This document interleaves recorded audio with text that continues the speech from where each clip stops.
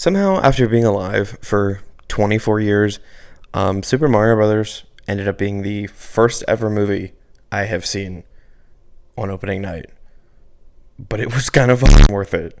So let's talk about it. Please keep in mind there are some light spoilers ahead. I don't go into like crazy detail about anything, but I am going to describe the plot and like give away a couple little Easter egg things. So please click away if you still need to watch the movie. So in the movie, Mario and Luigi are their normal selves as plumbers in Brooklyn, but they get transported to the mystical land of the what's it called? Mushroom Kingdom. Once they make it to the Mushroom Kingdom, of course, they're separated because we need a plot here. Come on. So because Luigi can't catch a f***ing break, he's almost immediately captured by Bowser and does not even get to experience any of the joys of the Mushroom Kingdom. He's just a prisoner the whole time. He's just a prisoner of war the entire time. So with the help of Toad, Princess Peach, and a bunch of other characters you'll 100% know, Mario goes on a mission to not only save Luigi, but also save Peach's kingdom as well. It's your typical Mario game plot type of shit. And the plot is overall really simple, but like it kind of can be because the plot somehow wasn't the main part of the story.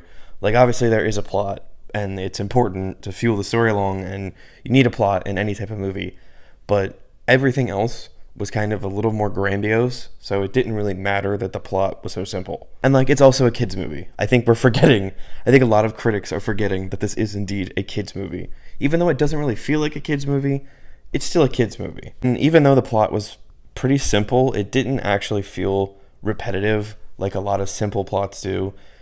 It felt refreshing, I guess, because everything else in the movie kind of pulled the plot together.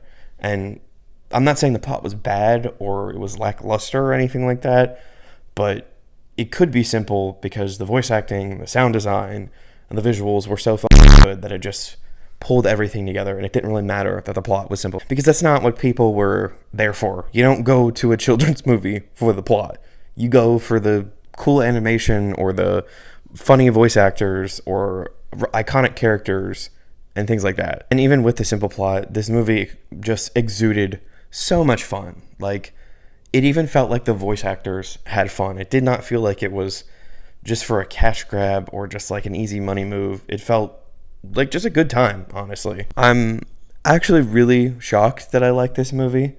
Like, let's be honest, it's only been in the last couple years that video game to movie adaptations have, and especially animated ones, have really stepped up their game because they used to be an actual dumpster fire. And I feel like a lot of them are out of touch with what the actual characters and what the actual game is like. I haven't seen the Sonic movies yet, but from what I've heard and observed, that's kind of been the turning point of video game to animated movie actually being good. Super Mario Bros. Was just like kind of refreshing to say the least. So now that we have a basic summary out of the way, let's go over the visuals and the cast of Super Mario Bros. So Super Mario Bros. Looks fucking incredible.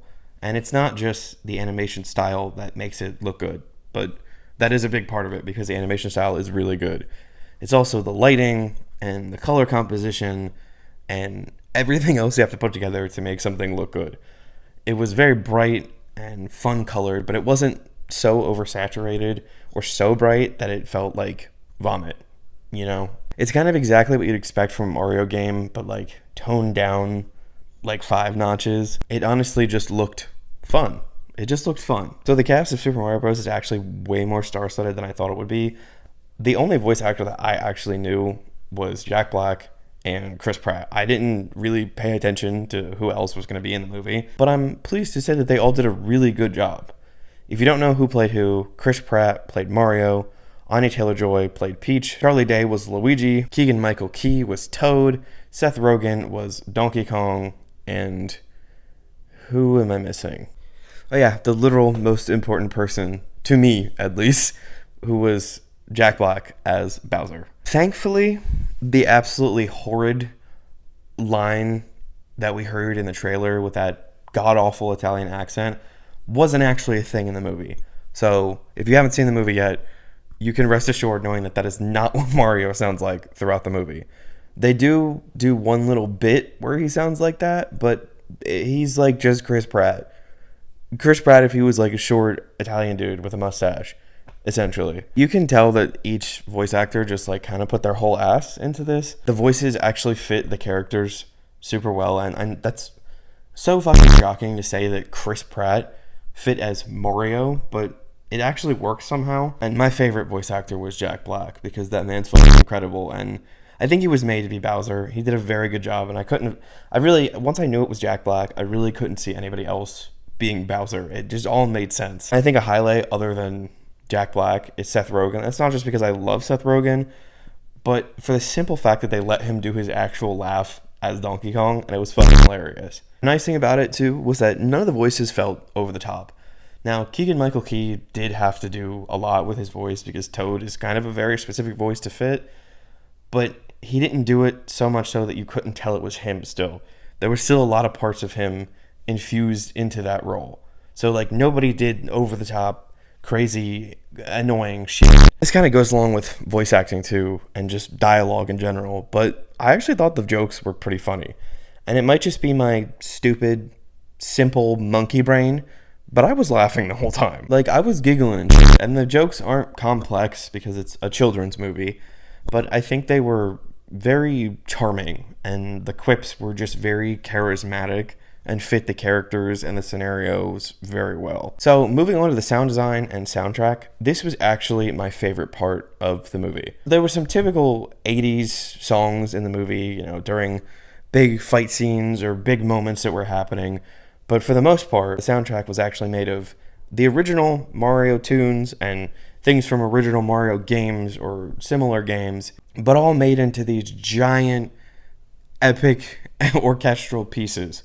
And it was fucking incredible. And it was very interesting to see things that I'd grown up listening to being reimagined in so many different ways, but it worked so incredibly well. And other than the overall soundtrack, there were also little audio cues, I guess you could call them audio Easter eggs, that were sprinkled throughout the movie that just made me smile. My favorite one was Luigi's ringtone, which is actually the GameCube startup sound, and I grew up playing GameCube, so that just tickled me a little bit. There were just a ton of little Easter eggs and nuances like that just kind of warmed your heart, especially if you'd grown up playing all these games. So I do have one con for this movie, and it doesn't even actually have to do with the movie itself. It has to do with the reviews. I know I said that this doesn't feel like a children's movie, but we still have to remember that it is indeed a children's movie.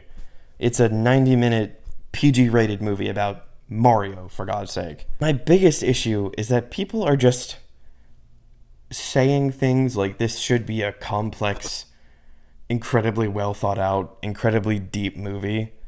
Like, it's Mario. He's a short Italian dude who gets transported to a magical world with his slightly taller brother. I don't really know what has to morally come out of that. One of the reviews that I saw earlier today was literally that they didn't have enough character growth over 90 minutes. I don't know how many times I have to say that it's a Mario movie. This isn't the Trolls. This isn't Moana. This is Mario. And that's not to say anything bad about Mario, because I'm sure he could have character development if they really wanted him to, but I mean, the moral of the story is kind of like brotherly love, because he does this whole thing where he's like, as long as we're together, everything will be okay. And he says that when they go into the Mushroom Kingdom and when they're leaving the Mushroom Kingdom. And like, other than that, there are little moments of people actually having character development. Like, Luigi finally gets over his scaredy cat shit and steps in to save Mario at some point. And at the end, their family is no longer disappointed in them, because they kind of are in the beginning. So, like, I guess there's no message in some of those things, but I don't think there really needs to be. I absolutely understand the importance of having kids' movies relay hard or deep topics to children in a way that they'll understand, in a way that moves adults and keeps adults interested, but this really just doesn't feel like the type of movie where that's necessary. This just felt like 90 minutes of pure fun and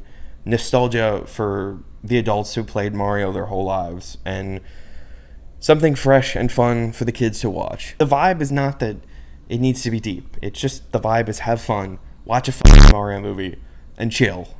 spend $30 on some popcorn.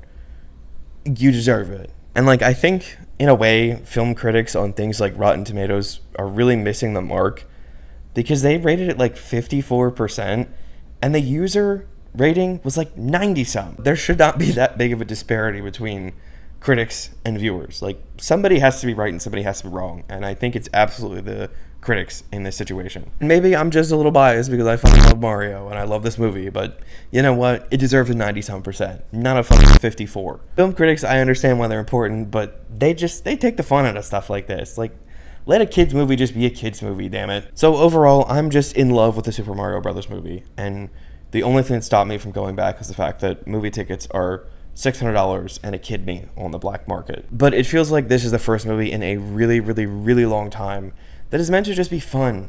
You're supposed to have a good time watching it. There's no hard-hitting topics or hard-to-digest moments in the movie. It's just pure fun. And like, while I was watching it, I just felt this childlike wonder and amazement at it, because it's the first time a movie has made me feel like that in such a long time. And I genuinely feel like a part of my inner child might have been healed in that movie theater. This is one of those movies that just made me feel really happy and content afterwards, and I wanted to watch it again the second that I was done watching it the first time. But yeah, the Super Mario Brothers movie, incredible. If you haven't seen it, please go see it. If you're waiting for it to come out on streaming services, please watch it the second it does, because it is so worth it. And if you're one of the film critics who rated this movie poorly, I have one thing to say to you. You're a fucking beta.